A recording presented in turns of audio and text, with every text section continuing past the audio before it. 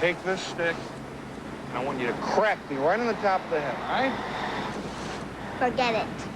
Honey, you have to do it. James Belushi and little Allison Porter are homeless in Chicago, but not for long in Curly Sue, one of the big new fall movies we'll be reviewing this week on Siskel and Ebert. I'm Gene Siskel of the Chicago Tribune. And I'm Roger Ebert of the Chicago Sun-Times. Our first movie is named Curly Sue, and this is a cornball exercise in sentimental manipulation, but I don't care because it works. What? Sometimes, even when you think you know all the tricks, a movie will sneak up on you anyway.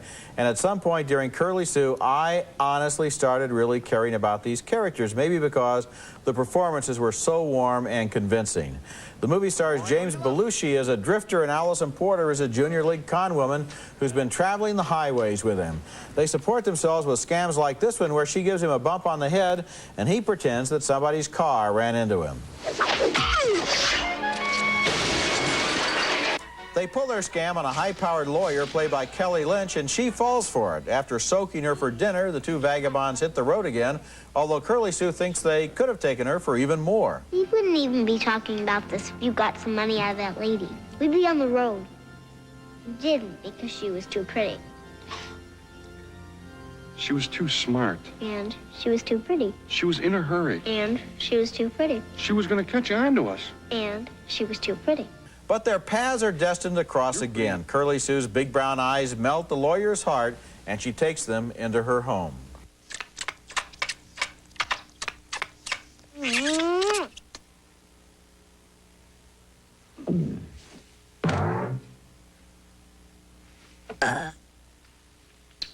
This is very excellent. I never knew pizza was so good when it was hot. Here's a nice quiet moment between the little orphan girl and the woman who has started to care for her. All the stuff that happens to women, I already know. The boobs, the kissing, the babies, the crabby time, the not wearing lipstick till you're 16, the underwear bank robbers wear on their faces. There's a little more to it than that. Curly Sue was written and produced by John Hughes, who writes and/or produces about 4 movies a year, but this is the first film he has directed in 2 years, and I think it ranks with his best work like Planes, Trains, and Automobiles. Yes, it's a simple and predictable story, but plot twists are not what this movie is about anyway. It's a heartwarming fantasy with a lot of warmth and a lot of humor, and to my surprise, I found myself caring about the characters and really getting involved in their story. And by the rude and annoying off-screen noises that you have been emitting, I take it that you do not agree. I'm floored because I really have at least enough respect for you to think you wouldn't fall. You're the guy that liked the John Hughes movie about the two people trapped in the grocery store that even he didn't want to have released. Okay. So career you've got a great track record. I'll take career opportunities over this picture anytime. My problem was that I didn't like the little girl. I thought she was unctuous. There was no chemistry whatsoever between Belushi and Kelly Lynch. And you could terrific chemistry. And during that piano solo? No, let me tell you something. You can tell that even Director Hughes knew that there wasn't chemistry because on their concluding kiss, he shoots it from the back of his head. He realizes that if you see these two people in profile, that they don't even work together. I wanted to enjoy this picture, and I was surprised that John Hughes, who can do good work, and to compare this to Planes, Trains, and Automobiles, ridiculous. I don't even think you really believe I really do believe that. Yes, I really do. Okay. And to give a thumbs up to career opportunities and then make that statement really undermines your position. We're reviewing Curly Sue. Okay, our next film is House Party 2, a sequel to the surprise hit comedy about middle-class black kids having fun at a high school dance party. I think part of the appeal of that original film may have been that it was the black equivalent of the kinds of films that John Hughes has made so well about the white teenage experience. The sequel, however, places the same kids in college now, including the character known as Kid, played by Christopher Reed. Also hanging around the school is Kid's best buddy, nicknamed Play, played by Christopher Martin. He's always scheming. Yo, think about it. A house party. Oh, house party? Yo, man, not just any house party, the mother of house parties, man. A pajama jammy jam. The sequel is burdened by trying to be socially relevant as Kid's girlfriend, played by Tisha Campbell, gets lectured by a fellow student played by rapper Queen Latifah. I like men, but I don't need one to define me. And any woman who wants to define herself, by herself and for herself, just has to free herself of all that tired, lame, male bullshit. Pick a color. Any color. House Party 2 is quite tedious until the expected dance party that concludes the movie. I come to dance my step.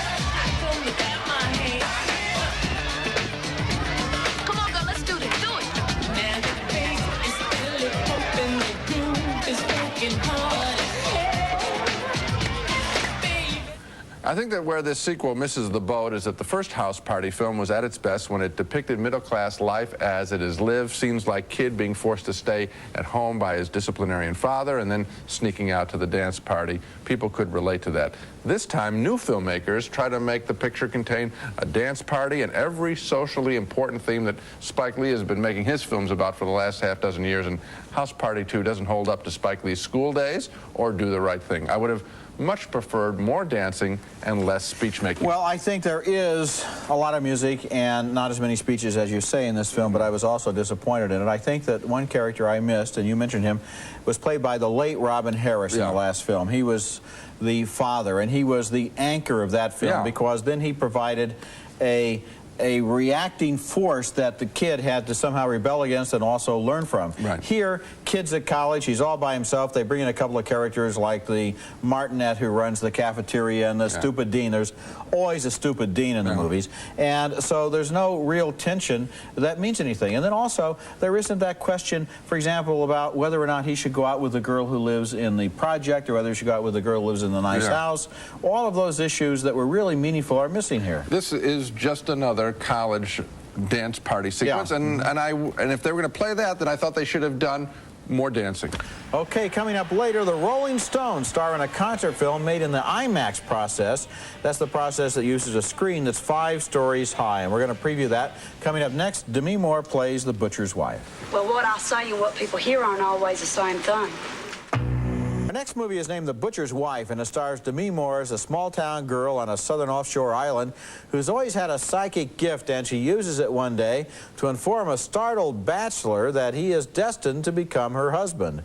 The bachelor, played by George Zunza, owns a butcher shop in Greenwich Village and brings his new wife home to help out behind the counter. So how about, like, no more of this hocus-pocus talk, eh?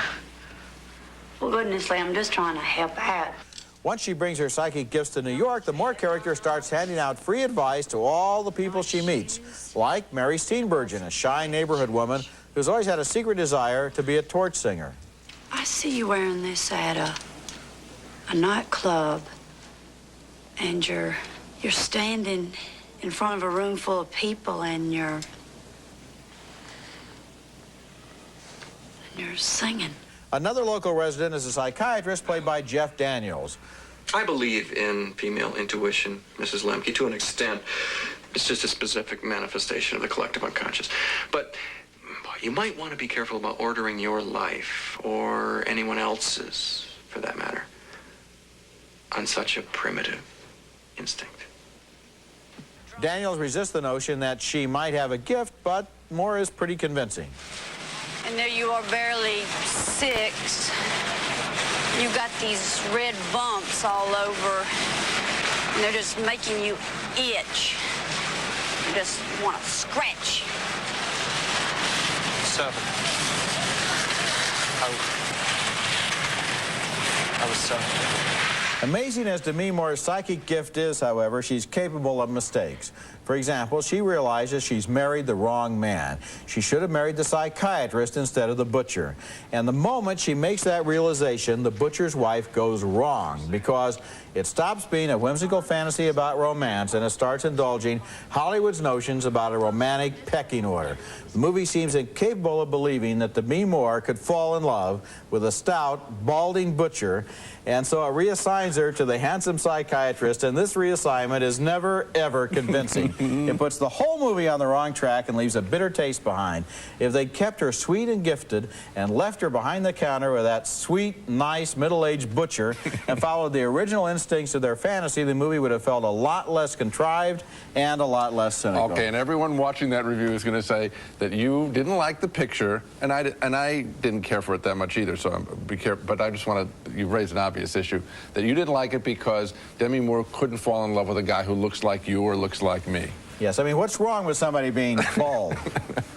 No, but really, basically in Hollywood, where they have this cult of personal beauty, obviously there's something wrong here. She has lived this isolated life in this little rural community, so the first guy she sees, she falls in love with, and it's George Dunza, who looks exactly like he might be a real person. No, once she gets to New York, she's got to meet a movie star and has to, and the way they handled him wasn't too nice. Okay, let me tell you, now let me review the picture, and I agree with you, but I didn't take it so personally like you did.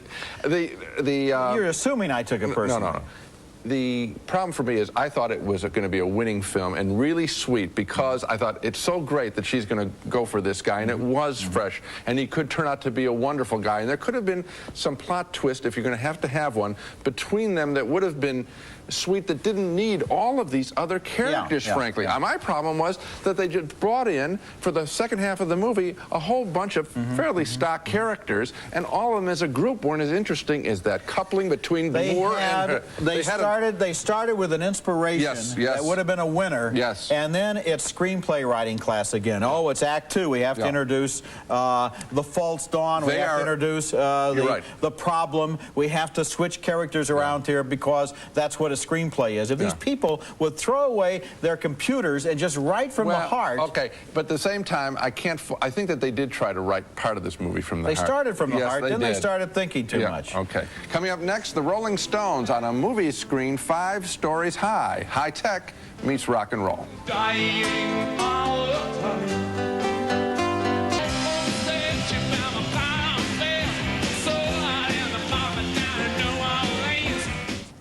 Our next film is something special. It's called Rolling Stones at the Max. It's a Rolling Stones concert tour filmed in the huge IMAX process. Big pieces of film projected on curved screens that measure up to 5 and 6 stories high and as wide as well. Typically, IMAX films are about 30 or 40 minutes long, and they're shown in specially equipped IMAX theaters or museums, and their subject matter is usually a nature travelogue. But At the Max is feature length, and the Stones' recent Steel Wheels concert tour is its subject.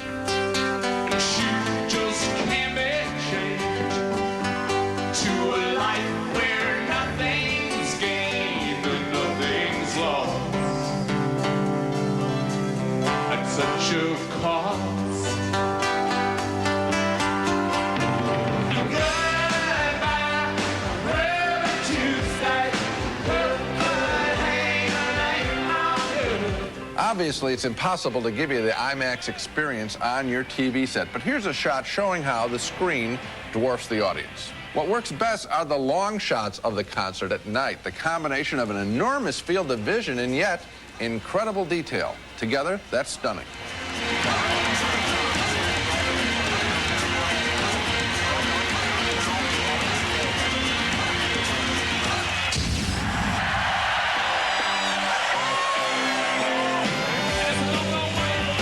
In an interview prepared by the filmmakers, Mick Jagger explains why he chose to do what might have been just another concert film in the IMAX format. When it was suggested we did it in this format, it was, at least it was different from doing an under 35 concert picture, which was end up in video and you see it like that.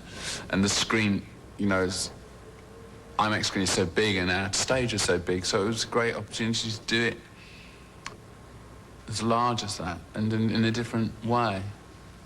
Well, first of all, I enjoyed the film enormously. The Stones have never looked or sounded better on film. The IMAX sound system envelops you as much as the imagery. The detail is remarkable.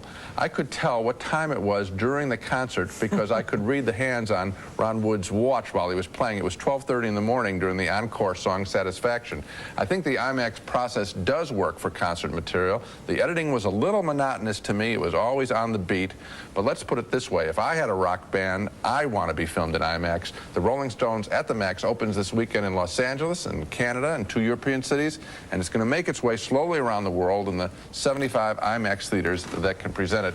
Check it out. You know, I'm glad you mentioned the hands on his watch because you were talking about the long shots, and they are spectacular. They are. But the close-ups are like, it's like being on stage with the Stones. I can tell you how many cigarettes Keith Richards had left in his package of Marlboro Lights. I could count them. It's amazing because the cameras are right on stage, and the picture is so big that you get an immediacy that I really haven't felt in other concert films before. I think the Stones have gotten here first. I think that you're right. Every rock band in the world is going to be jealous, and they're going to want to do this too. Good. When we come back, a Cannes Film Festival winner about an artist's obsession with a beautiful model, La Belle Noiseuse. 4 hours watching an aging artist as he paints a beautiful young woman, and those hours seem shorter to me than a lot of 90-minute films because I was constantly so engrossed in the artistic process and in the human tensions that were building up at the same time. The film was directed by Jacques Rivette, who won a special top prize at Cannes this year, and is called La Belle Noiseuse, which translates as The Beautiful Nuisance. In the film, Michel Piccoli plays a great painter who has not painted in 10 years. One day, a young couple comes to visit his studio, and in a burst of renewed energy, he agrees to paint the young woman. She is played by Emmanuelle Béard, who you may remember from Manon of the Spring. J'ai bien le droit de savoir ce que je fous là, à poil devant vous. J'ai besoin de vous. One of the fascinations of the film is that we actually follow the progress of the portraits, stroke by stroke, as he sketches her.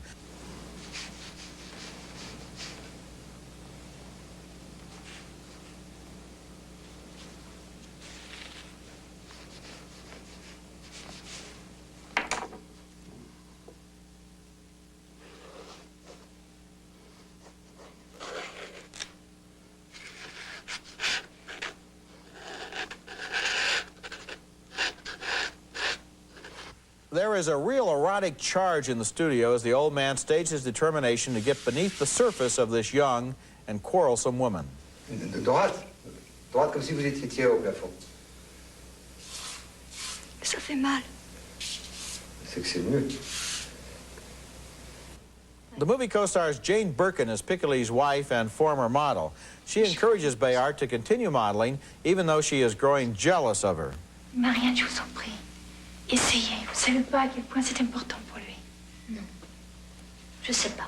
Moi, je sais. Revenez demain. La Belle Noiseuse is the most convincing film I've ever seen about the creation of a work of art, partially because of the intelligence of the direction and acting, and partly because the movie takes the time to lead us through all of the steps of this painting, from sketches to washes to watercolor to charcoal to oil. At the same time, inside the vast old French chateau where the painter lives, erotic and professional tensions begin to grow, and we can see how closely art and ego are linked together.